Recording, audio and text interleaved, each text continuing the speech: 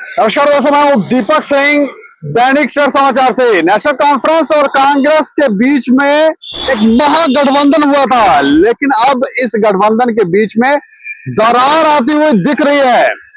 गांधरबल के कांग्रेस के district president की तरफ से धमकी दी गई है।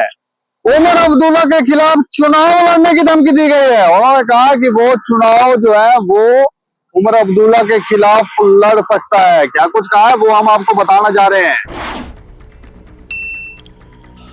गांधरबल जिला अध्यक्ष साहिल फारूक ने उमर अब्दुल्ला के खिलाफ चुनाव लड़ने की धमकी देकर जम्मू कश्मीर में कांग्रेस और नेशनल कॉन्फ्रेंस के महागठबंधन की असलियत को उजागर कर दिया है।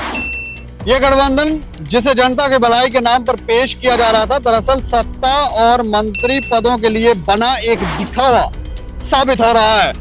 साहिल फारूक का बयान यह साफ करता है कि गठबंधन के भीतर एकता की कमी है और दोनों दलों के बीच गहरे मतभेद हैं। जब एक ही पार्टी के नेता दूसरी पार्टी के प्रमुख नेताओं के खिलाफ चुनाव लड़ने की बात कर रहे हैं, तो ये स्पष्ट हो जाता है कि गठबंधन केवल नाम मात्र का है और इसमें कोई वास्तविक सहयोग या साझेदारी नहीं है। यह महागठबंधन सिर्फ सत्ता प्राप्ति के लिए बनाया गया है, न कि जनता के हितों की रक्षा के लिए।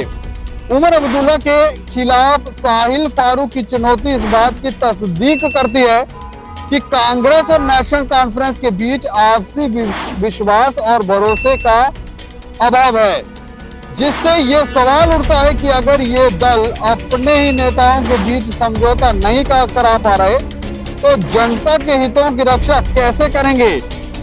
इस तरह के विभाजन और आपसी मतभेदों से ये साफ हो जाता है कि महागठबंधन में भी गंभीरता और प्रतिबद्धता की कमी है। जब नेशनल कॉन्फ्रेंस और कांग्रेस के बीच में गठबंधन हुआ था तो उसी समय मतभेद सामने आने लगे थे। कई सारे नेता थे जो पिछले 10 साल से इंतजार कर रहे थे कि उनको भी इस बार चुनाव लड़ने का मौका मिलेगा, इस बार उन्हें भी टिकट मिलेगी।